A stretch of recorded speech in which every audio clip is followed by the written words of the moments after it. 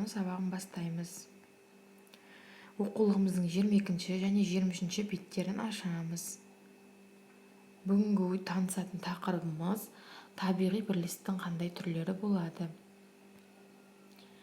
Оқушылар, қалай ойлайсыңдар, өсімдіктер достаса ала ма? Суретке назар аударамыз. Бұл суретте не көріп тұрсыңдар?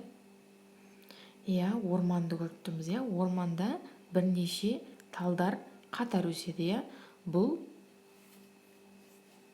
талдардың топтасуы.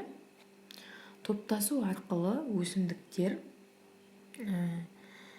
үнемі бір-біріне ықпал етіп отырады. Топтасып отыру арқылы олар зиянкестерден қорғана алады және өздеріне келген аурулардан қорғана алады. Оқушылар, кітаптың 22 бетіне қарай қойыңызшы. Суреттерді көріп отырсыңдар ма? Эврика еліміздегі өсімдіктердің табиғи бірлестігі туралы фотоальбом жасағысы келді. Фотосуреттерге қарай қой. Және бұл фотосуреттердің атауларын таба алмай тұр Эврика. Сен атап көрсетші. Бірінші суретке қандай ат қойар едің? Астында аттары жазулы тұр. Шөл, дала, қойма, орман. Осы сөздерді суреттерге орналастырып шыға қой. Оқушылар, ұзақ уақыт бойы белгілі бір табиғат жағдайында өскен өсімдіктерді табиғи бірлестік құрайды.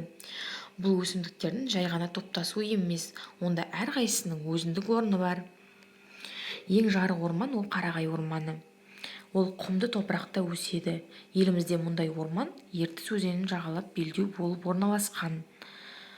Оны Қарағайлы орман белдеуі деп атайды. Оқушылар, сендерге үйге тапсырма. 22 және 23 беттерді түсініп оқып, маған кері байланыс жібере қойыңдар. Табиғи бірлестіктің қандай түрлері болатынын анығырақ өздерің түсініп ала қоясыңдар. Жаратылыстану сабағы аяқталды.